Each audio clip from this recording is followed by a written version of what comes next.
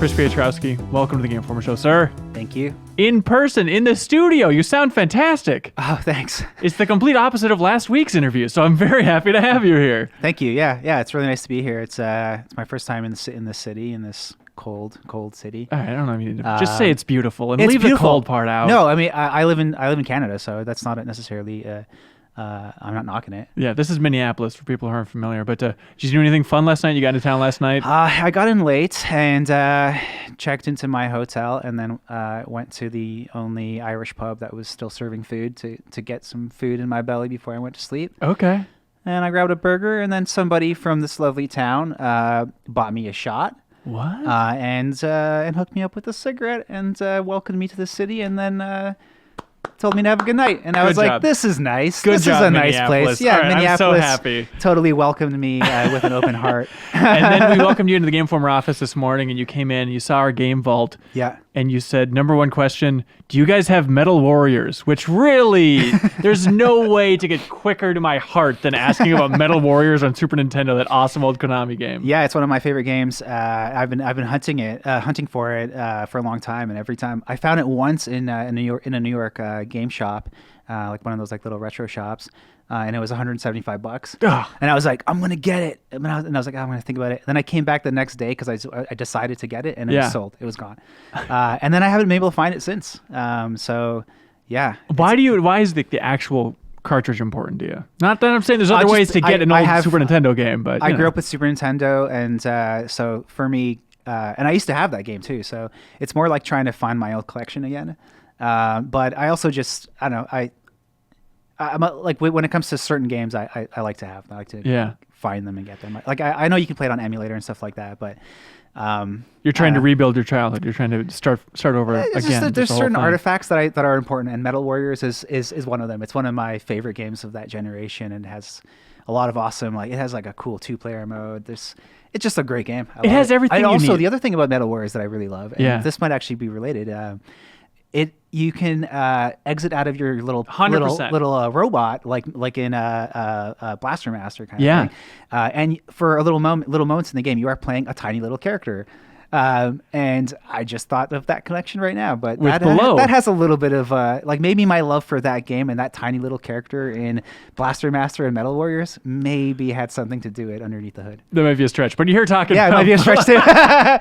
But it's a hell of a segue. We're talking about Below. And so that is the game where it's like a Zelda-style game-ish, and you star as a tiny little character on the screen. Yeah. And was that your idea of starting out like, hey, let's just have a beautiful dungeon with just a microscopic character?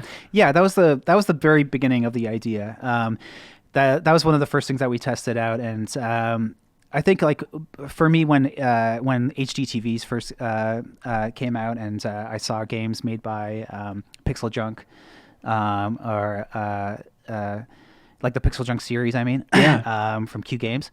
Games like Pixel Junk Eden, Pixel Junk Shooter, those games were using the HD sort of aesthetic in a different way. It was like they were using the Xbox's technology and the new screen to create these like really beautiful small scale feeling like 2D games that really kind of took advantage of the crispness of that screen. And so when I saw that, and also they announced at some point, they kind of like half announced Pixel Junk Dungeons. I don't know if you remember. No, I don't remember that one. It was like before Pixel Junk Shooter came out. There was some stuff that was released that they might be working on something called Pixel Junk Dungeons. And then so I immediately was like, what's that? And then I started imagining this game, and Below kind of stemmed from that, where I was like, what does Pixel Junk Dungeons look like, and what is it? And then I was just like, it must be this.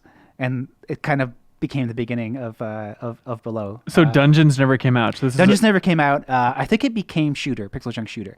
That's my assumption, but I have no.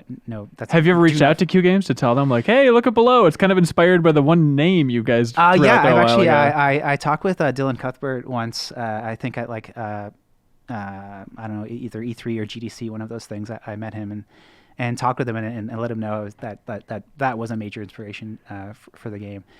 Small scale HD aesthetics, like trying to fit a whole little dungeon on a single screen was the origin point of that idea. And now I'm not leading anywhere with this question, but I do think it's interesting that it's like, hey, with the unveiling of HD TVs, we thought of Below. And now we're at a point where, hey, 4K TVs are coming out, and now Below is coming out the door. Well, I mean, I didn't quite think of the game at the moment Okay, that all right. HD TV came out. It's just like the possibility of a game with like using a sharp resolution to create little small details on a big screen evolved over time. But that is true. I mean, the game has been in development for so long that one of the few benefits of working on a game for a long time is that new television technology can be invented. Oh, okay, all right. And for our game, it was kind of like it was a little kind of happy accident where we certainly didn't plan the game for 4K. But the small scale art style and aesthetic, when we finally ported it over to 4K, it was almost like suddenly it was like putting on your glasses. It was like, whoa, this art style is really great, because all the characters' legs are like little pegs, and in 4K you can see them, and all the little pieces of grass are sharp enough to shave your face with. Like every little detail became super high res. And you think you could even shrink the character smaller? Yeah, at that exactly. point. So it's like it almost like made the art style even stronger, because now you have even more so, you have a lot of little super sharp details. Yeah. Which is really nice. It's a kind of unique thing about the game. It really kind of it takes advantage of all that space in a way, and all that resolution in a way that I think other games don't really do. I mean, most games are a different perspective, different scale. So it just kind of feels a little bit different. It's like your whole screen is a little aquarium or a little terrarium diorama that's moving around and crawling with life. So at this point, podcast is coming out on Thursday. We need to be a little bit cagey. The game is coming out shockingly soon. Is that fair to say? Yes. Astoundingly soon. Terrifyingly soon. Yeah, I would. Yeah. Why is it? What are other words I can describe? I think you got it. Yeah, terrifyingly soon. Yeah. Why is it terrifying? Oh, just I think just for me personally, working on something for so long, it almost doesn't matter what state the game is in at this.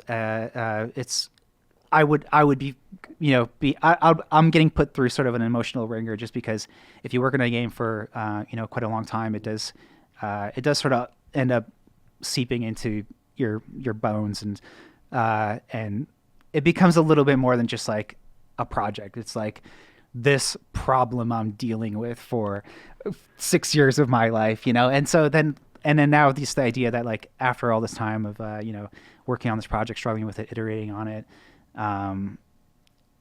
the concept that it's going to be out of my hands into the hands of other humans really freaks me out. And I think that's pretty common. I think a lot of people who work on any sort of artistic endeavors, whether it's film or writing or anything, anytime you get to the point where you're going to let your thing go out into the world is scary. And the more time and the more effort that you put into it, the more the stakes are raised emotionally. And this is the longest you've ever worked on anything? Yeah, this is the longest I've ever worked on a game. This is also the most sort of, personally, I have the most personal attachment to this game. And so, yeah, for me, it's sort of like, it's just, it's a hard thing to process. I get it. Is it sometime very soon? I'm not working on this game, and it kind of freaks me out. Yeah, there'll be ports. Yeah, I think there'll be patches too. I think because it's I think the studio is anticipating. We're launching a game that is a roguelike and has procedural elements and all those kinds of things. So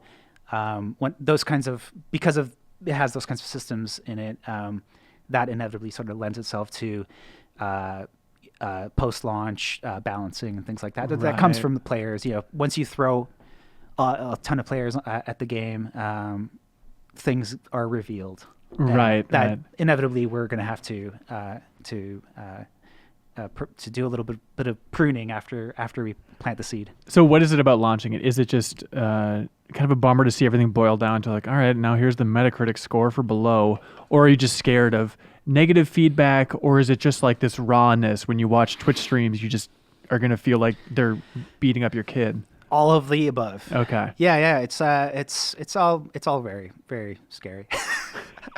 Yeah, I mean, even if it's like reviews are scary, players' responses are scary. The world is scary. The world right now is scary. The internet is particularly scary. What's it? Okay, even like when it comes to just the video game space, I think fans are known these days to have strong reactions to certain things. So, sometimes people get devoured online for releasing a game that people don't like or something. How overwhelming has the response been in the development of this game? Have you gotten a lot of people harassing you guys about like, where is Below? You No, promised not this at all, Xbox game actually. years ago. I mean, we certainly have a little bit of that through Twitter and stuff like that. Just on our Facebook, we monthly get some people who are like, "Where is this? Why aren't you talking about it?" Or even just being like, some people are like a little bit angry or whatever. But we haven't really had too much of a negative backlash. Like we've worked with Microsoft on this game, and they've been very supportive, and they've never put any pressure on me or the team to do anything other than finish the game. And our fans, we did announce that we were kind of taking the game out of the spotlight and we're spending more time on it. And our fans have been generally supportive. It hasn't, like, for us, it hasn't been a negative thing yet. I mean, obviously, like, people have been waiting for a long time, and that kind of wears the fan base out a little bit. But generally, our fans have been like, take your time, make a cool thing. So why did you guys pull it out of the spotlight? What did that afford the game? Because I think from the average person's perspective, they'll look at the game from back then and today and be like, I don't think it looks too drastically different. It's not like you guys nuked everything as far as we can tell. So what was the decision behind that? Sorry. The main thing was that we knew that the game needed more time. We made a fundamental sort of mistake right at the beginning, which was that we announced the game early. Yeah. And that's just, we're certainly not the first studio to mess up in that way. But we had an amazing opportunity for Microsoft to show the game on the stage at E3. And so we said yes, because we thought we had something cool at that time. And, yeah. And then immediately after that, it became clear the game was bigger and more complex, and it was going to take us a bit of time. So, if I announced the game 2 years ago, for example, or even like this year, that would have been totally fine. People would be like, "Whoa, what's this? That's great! It's cool." Cappy has been releasing games throughout this project. We over the course of the project, we worked on Super Time Force. We worked on Don't Starve Shipwrecked. We worked on OKKO Let's Play Heroes. I imagine Don't Starve must have been good research for you guys as well, just to kind of help fuel Below in some ways. Yeah, right? it helped. I mean, that experience of working on with Clay on a survival game, that was like in the middle of the project, or even in the middle end of the project. So that experience, I think, like, obviously having people in the studio that have worked on something like Don't Starve does help understand certain concepts when it comes to survival games. I think they're two like very, very different games, and Below is not a primarily a survival crafting game. It's primarily like a dungeon crawling exploration game that does have survival and crafting as a support sort of system in the game. So there was a lot less to think about when it comes to that stuff. But even so, there's a complexity to the game that made balancing quite challenging. But yeah, certainly that experience, I think, helped. So I think a lot of people even recently have been talking about, like, why don't they just announce games early? You hear about movies when it seems like a deal has been signed. Yeah. Or somebody has written the title, the rough title on a script, and people are like, why don't people do that more with games? I think Below is an interesting example where it wasn't even at that point. You guys had a build up and running, I'd imagine, by the time you actually announced it. Yeah. So what do you think is the downside of announcing games that early? There's a couple things. One is that your game is now on the radar. And now after you announce a game, you're not just kind of like working on it peacefully all alone in your in your apartment or in a studio. And now you're aware that there are people waiting for it, and they have opinions about it. And if that time frame expands, like the development just continues for a long time, then inevitably people start to, like, that pressure that's coming from the outside that only exists because you announced the game, and all those kinds of like negative feelings that come with that. That's really that's the cost of it. And the longer the longer it takes from announcement to launch, all those kinds of issues just sort of get a little bit harder to deal with. But it's really just something that you just threw in your own face, right? Yeah. Like that's the thing. So I would really strongly suggest that people who are making games wait until they have it, like they've got it in the bag, and it's coming out in 6 months, and that's a good window to work with. Of course, if you're working with like live development or early access, then it makes sense to just be like, hey, this game's coming out, and it's coming out in this form, and I'm going to build it with you. Yeah. But that's not really the kind of thing that we were trying to do with this game. What's it like to try and maintain enthusiasm on a project over 6 years? I mean, I have no idea. I wasn't able to do it. what does it help just to have those other projects roll through? Like, was there a dedicated team on Below the entire time, or was like you and other people just like, we'll put it away for a couple years and come back to it? The team size kind of fluctuated throughout the project. Obviously, right now, as I'm here talking, there's a team at the studio finishing the game. Yeah. So right now the team's a little bit bigger than normal, but the way Cappy at least is structured is that Below is about a 10-person team, and then there's about a 10-person team for another game. Okay. Unannounced game with some other roles around that as well. So yeah, we generally have like one team. Like unfortunately, the Below team was primarily just working on that, but there were some people who were working on other things. Like I worked on Super Time Force in the middle of Below. Yeah. Some of the programmers from Super Time Force are now helping finish Below. Some of the people who are working on OKKO helped out at different points. Did you have to have those meetings though? It was like getting the whole studio together and just try and rally enthusiasm again for Below? Of just being like, here's the message again. Here are the things that we should be excited about. I know it's been 4 years, 5 years, 6 years, but God damn it, this is exciting still, right, everybody? We didn't really have like that's a good idea. Maybe I should do that next time. We didn't really have like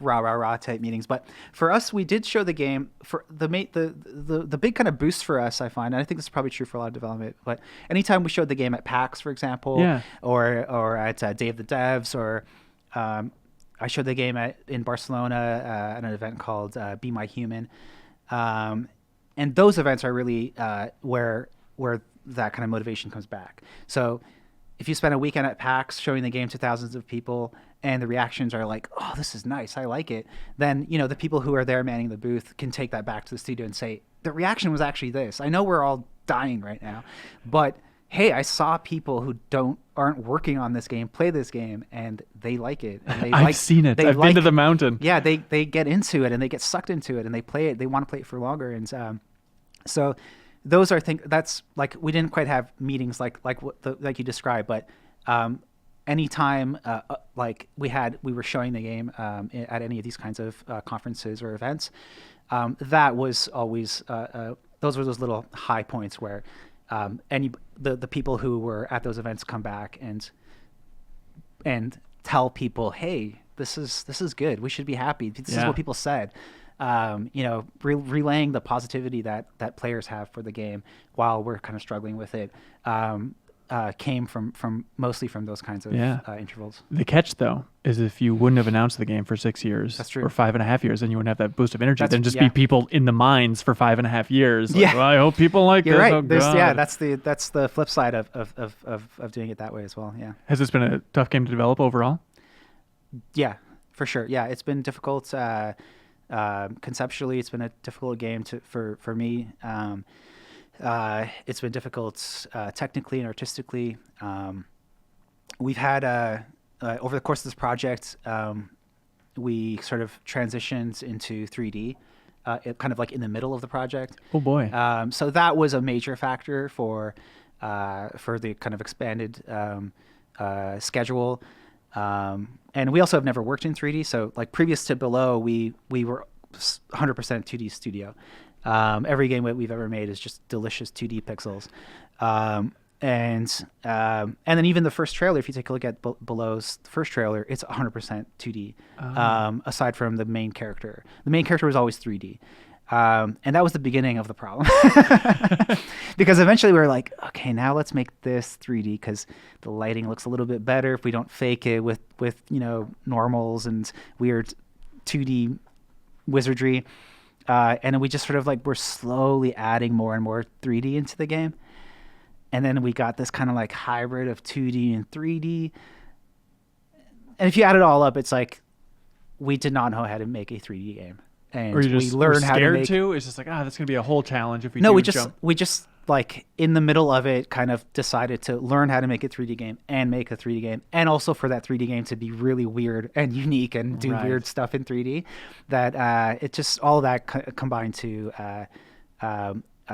quite a difficult project on every front. Like technically super difficult, artistically super difficult, conceptually, thematically difficult. Also, I don't know anything about game development. Well, barely anything.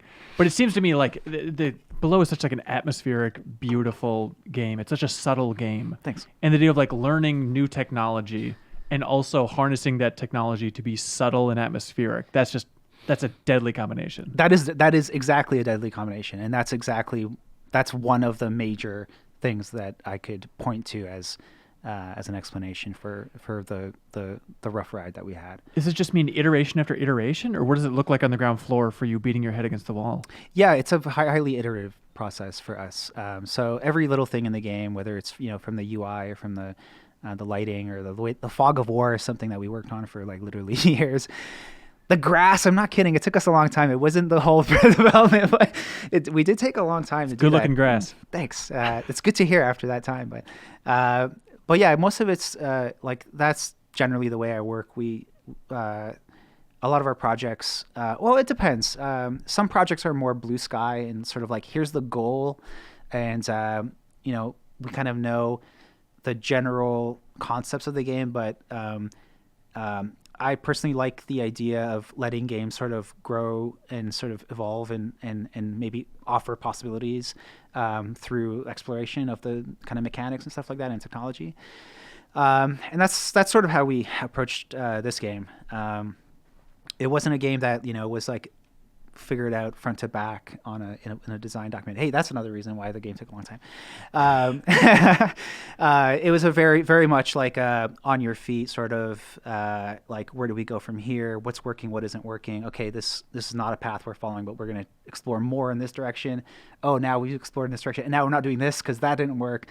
A lot of that happened. I think that's true in every development. I think certain ideas just don't.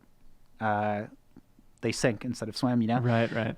and that happened to us quite a bit. And whether sometimes the reason why something didn't work out is the design wasn't sound. Sometimes it was like an issue with actually realizing that and implementing it because of the sort of like friction with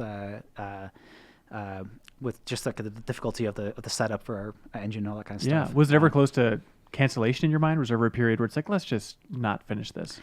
There's been low points for sure over Yeah. the project. Yeah.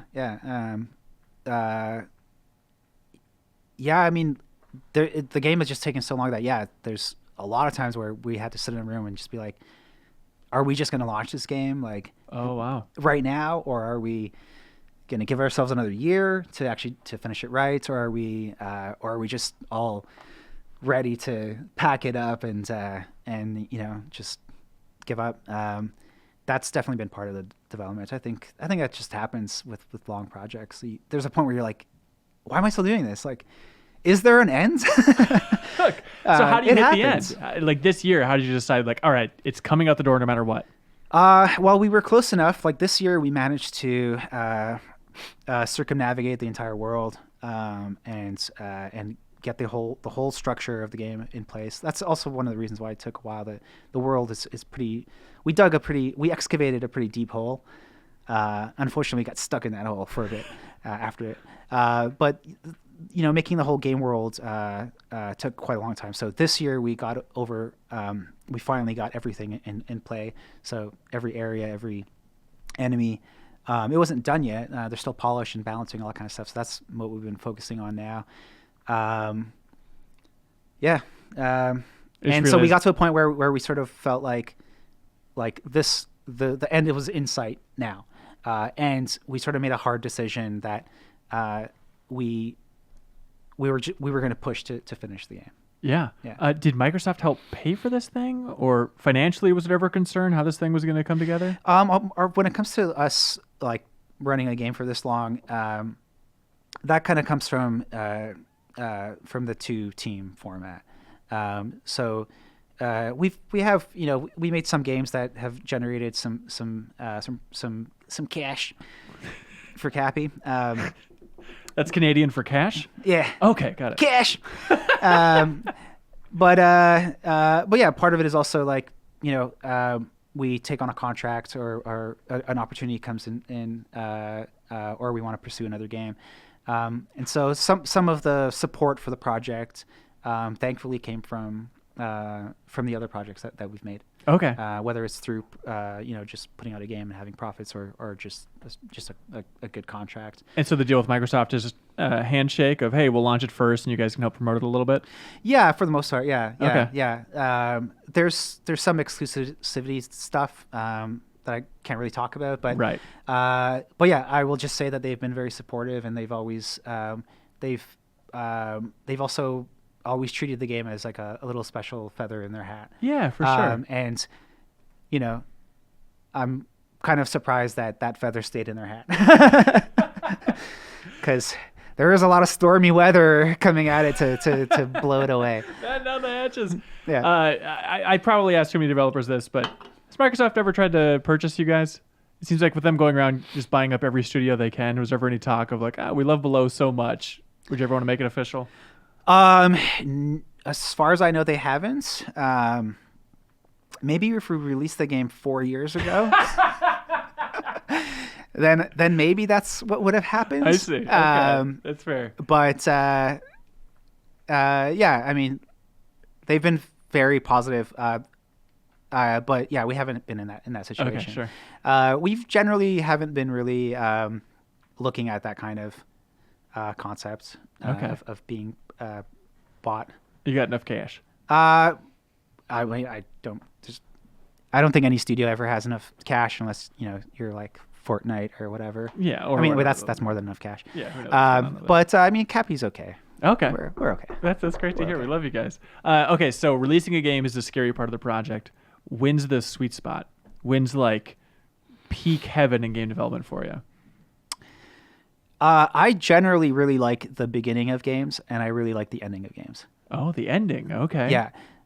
This one has been extremely rough though, because the ending is just so it's such a charged environment because of the amount of time, and everyone's deflated, and everyone's just sort of on their lap. We're crawling to the finish line. So it's a little bit different, but this time around. But generally, I kind of, the way my brain works and the way I kind of operate, in the way I work the best when it's like the beginning of a project, blue sky, and everyone's happy because it's just the possibilities are endless. This game we're gonna make is amazing. There's no way it's going to take into the year 2018. Yeah, totally. Then at the end of the project, I usually can click into like a sort of a higher gear and just like rapidly try to solve lots of problems. But then the middle is like a big giant swamp that you fall into, and you're just, nothing's working, everything's ugly, everything's buggy, and that's, I think all games do that. Like you get to a point where it's just like you just have to get through this swamp. Like I think Nathan has or other people have described it as sort of like a U shape, right? So you start up here at the beginning, and then you sink into this hole, Valley of Despair. I think exactly. Jake Solomon from Firaxis calls it something like that. Yeah. And then you climb back out. So unfortunately for Below, because of the length of the project, that hole was the bottom of that U was very long. Right. The darkest depths. Yeah. I mean, thematically it makes sense for the game. I guess it works out that well. Do you feel like you've been in the hole for so long for your next project, not getting into specifics, you just want something completely different? If it's Below 2, are you going to kill yourself? No. Thank you. No, actually, the weird thing is that even though I've worked so long on this project, traditionally Cappy has always worked on new ideas every single time. So that's Yeah. kind of our hallmark has been, to try to just start from scratch and build a whole new thing, both like aesthetically and conceptually. Like none of our games quite look the same or feel the same or even are in the same genre. I've always been inspired by studios like Treasure, for example. Yeah.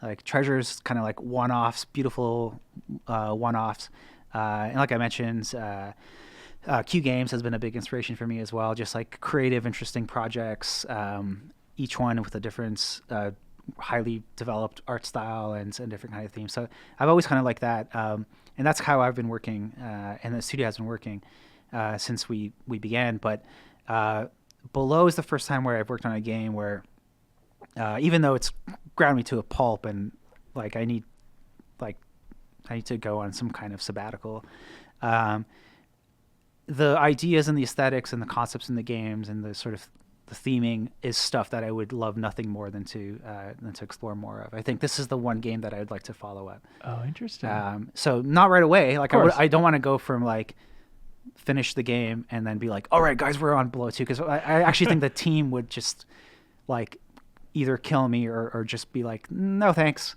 But at some point, like following that up with a game in that scale of aesthetics, and sort of the other kinds of ideas. Like it takes a long time to figure out Zelda style combat. It takes a long time to figure out little subtle crafting stuff, and it takes a really long time to kind of figure out how a roguelike structure is supposed to work. Like all these things were brand new for us, but now we have that. So if we were to start a game with these ideas, I think the development would be enjoyable and smaller, because you're starting on top of all of this groundwork that took everything to build. Yeah. That being said, though, after this project, I think I'm gonna spend a bit of time focusing on art. I kind of want to take a little bit of a break from leading projects, just in the immediate future. I mean, like next year, I kind of want to sit in a corner and just like experiment with VR, and I kind of want to create a little little spaces that I can put my head in and take some deep breaths inside. There's a game coming out called Dreams that might be Yeah. exactly what you're looking for here, just for creating quick and dirty little VR spaces to just plant your head Dreams in. That looks sounds perfect. beautiful. But yeah, so I think the answer is I would love to make something like Below, but immediately after there's no way. Yeah. I need to sort of just take a bit of time to work on different things, different feeling things, and also just to maybe even not even work with a team directly for a bit. We have to contract out with Konami to make Metal Warriors 2, so... Yeah. It's funny because the game that I actually want to make for real after this is a game that we, a couple of me and Kenneth Young and Vic and Mike Nguyen, we did a Toronto Game Jam, Toe Jam, like 2 years ago maybe. We prototyped this game called Metal Death, and the concept is basically sort of like a 2D side scroller with a big robot, sort of Dark Soulsian, Metroidvania, super hardcore dark stuff. But that's something I would love to do, and it's totally inspired by Metal Warriors. Everything always comes back to Metal Warriors. You can't get away from it. Kenneth and I are both huge fans of that game, and when we were thinking about like what do we want to do for this game jam, we're just like, let's try to make this little game where you can like, it has this weird Dark Soulsian concept to it, but it's very much aesthetically like you can pop out your little jetpack. Oh, and then for the corpse run, are you like running back to get back into the mech again? You got it. We just gave somebody a great idea. There it is. Well, hey, congratulations on Below. We recorded a video, new gameplay today, showing it off, and it is still very cool. I feel like it'll be exactly what people want for those late night sessions of just randomly generated for certain aspects of it, but just go through a dungeon. Just a cool, artsy, fartsy looking Zelda type game. Yeah, it was described by a player at PAX as a dreadful Wind Waker. And I was like, yeah, man. That's beautiful. And you made that. Congratulations to you and the team, guys. Thanks. Appreciate Cool. Well, hey, anything else you want to say? Anything from Cappy you want to get off your chest? Any message you want to get out there? it.